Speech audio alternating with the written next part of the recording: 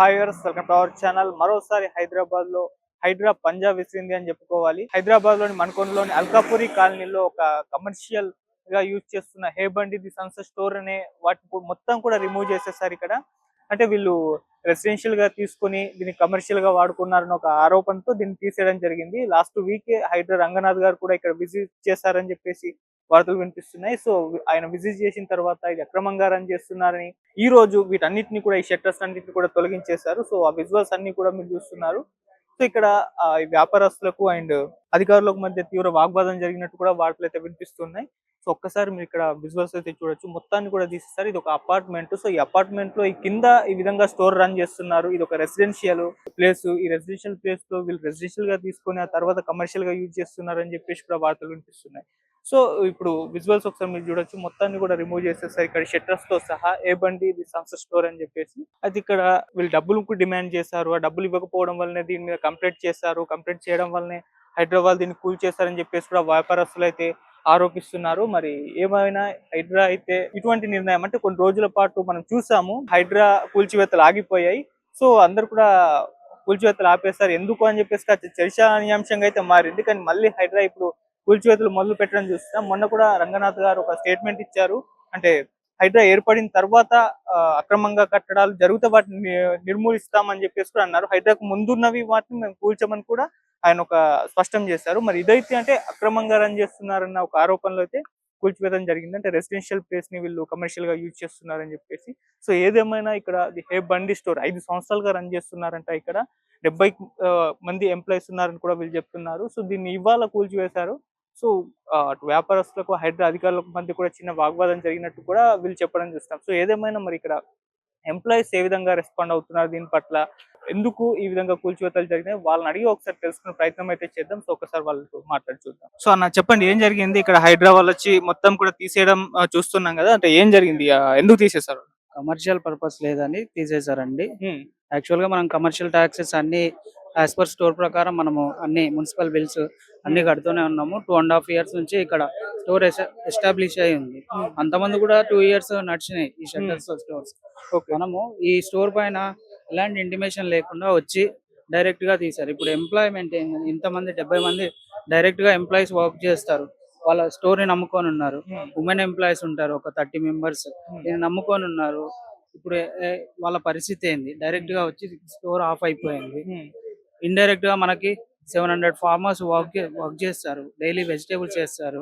Store ఉండేది 5 to 10 వరకు నడుస్తుంది. ఈవినింగ్ స్టోర్ ఖాళీ. మార్నింగ్ కోసిన వెజిటేబుల్స్ మనం అమ్ముతాం అన్నమాట ఈవినింగ్. అదే రోజు ఇంతమందికి ఎలాంటి ఇబ్బంది లేకుండా ఇక్కడ 2.5 years నుంచి నడుస్తున్న స్టోర్.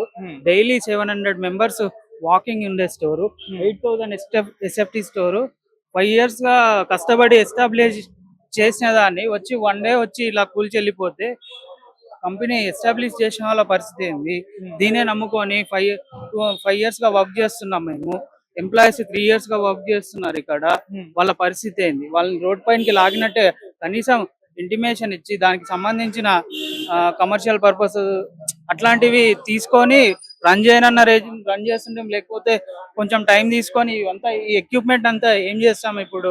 దీనంతా రోడ్ పైన ఇలా వదిలేసి వెళ్ళిపోవాలా ఓపెన్ షట్టర్స్ లో? మేము వీటికి ఎవరు బాధ్యులు?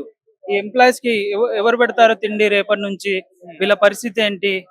మా మెయిన్ కన్సర్న్ వచ్చేసేసి చేస్తున్న ఎంప్లాయీలు 70 మంది ఎంప్లాయీస్ చేస్తారు డైరెక్ట్ గా. వాళ్ళ పరిస్థితి ఏంది? డైలీ వర్క్ చేసేది. డైలీ 700-600 members కి మనము ఫ్రెష్ వెజిటేబుల్ సర్వీస్ చేస్తున్నామండి ఇక్కడ. అంతమంది ఫార్మర్స్ కి డైరెక్ట్ గా మనము వర్క్ ఇస్తున్నాము. ఎంప్లాయ్మెంట్ ఇంతగానం ఉంది. వీళ్ళ పరిస్థితి ఏంది? ఎంప్లాయీస్ యాజ్ అన్ ఎంప్లాయీగా మేము చెప్తున్నాం మా బాధ ఏంది. ఇప్పుడు మేము రోడ్ పైన నించొని మాట్లాడాల్సి వస్తుంది. మేము ఇన్ని రోజులు కష్టపడి 2.5 years గా లేని ప్రాబ్లం ఇప్పుడు మీరు వచ్చిందా? అక్కడ ఏదో వాళ్ళ లోపల వాళ్ళకి ఇష్యూస్ పెట్టుకొని మీరు డైరెక్ట్ గా ఇదొక్క స్టోర్ ని దీన్ని చేయడము అది కరెక్ట్ కాదండి. మీరు కూడా బాధ్యతాయుతంగా ఆలోచించండి. మణికొండలో గానీ ఎక్కడ గానీ కమర్షియల్ రెసిడెన్సీలో కమర్షియల్ కి సంబంధించిన ఎట్లాంటి స్టోర్స్ రన్ చేయట్లేదా మీరు? స్పెసిఫిక్ గా ఈ స్టోర్ కే వచ్చి ఎందుకు చేయడం జరిగింది? అంటే ఇది రెసిడెన్షియల్ గా తీసుకుని తర్వాత కమర్షియల్ పెట్టారని ఒకటి మేము విన్నాము. మరి రెసిడెన్షియల్ గా తీసుకుని కమర్షియల్ పెట్టారా అసలు ఏంటి? ప్రాపర్ గా అయితే మనకు కూడా ఐడియా లేనిది మనం యాజ్ పర్ మనం ఎట్లా రూల్స్ ప్రకారమే స్టోర్ ని ఎస్టాబ్లిష్ చేసుకున్నాము, అన్ని ట్యాక్సెస్ పే చేస్తున్నాము. ఓకే. అది బిల్డింగ్ కి సంబంధించిన ఇష్యూ, అది ఏం జరుగుతుందో లేదో తెలియదు. ఇక్కడ మీరు ఎంప్లాయ్ అన్నారు కదా, అంటే ఈ వ్యాపారం ఎవరు చేస్తారు? మరి ఓనర్స్ ఏమంటున్నారు దీనికి సంబంధించి? ఓనర్స్ మధ్యాహ్నం వరకు ఇక్కడే ఉండి వెళ్ళారండి. వాళ్ళ ప్రయత్నాలు వాళ్ళు చేస్తున్నారు బయట వెళ్ళి దీనికి సంబంధించిన దాని గురించి. వాళ్ళు బయట తిరుగుతున్నారు, పోలీస్ స్టేషన్స్ ఇట్లాంటి వాటికి సంబంధించిన విషయాల్లో వాళ్ళు మధ్యాహ్నం వరకు ఇక్కడే ఉన్నారు వాళ్ళు. ఓకే. సో ఇది కూల్ చేస్తున్నట్టు ముందుగా మీకు ఇన్ఫర్మేషన్ ఏమన్నా ఇచ్చారా? ఇంటిమేషన్ ఏం లేదండి.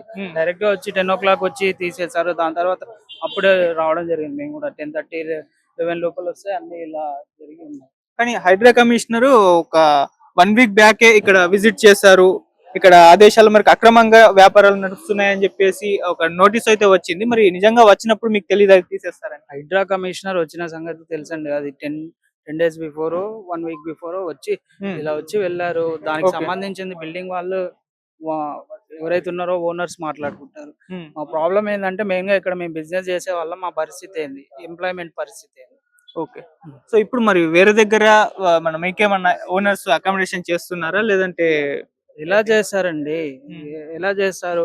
8,000 ఎస్ఎఫ్టీ స్టోర్, ఇంత ఎక్విప్మెంట్ ఉంది. దీన్ని ఇప్పటికిప్పటికి తీసుకుపోయి ఎక్కడ పెడతారు?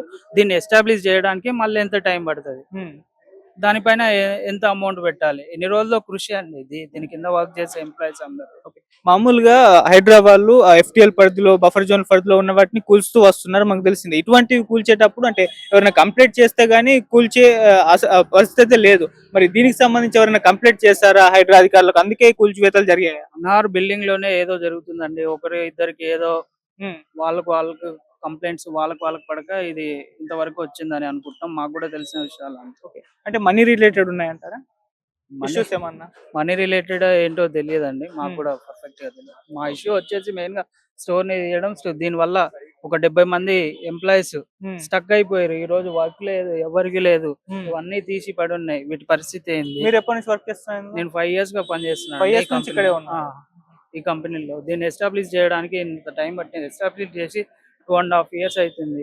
అన్ని మంచిగా అవుతున్న టైంలో ఇలా జరగడం మాకు జీర్ణించుకోలేని స్థాయిలో ఉన్నాం. ఓకే.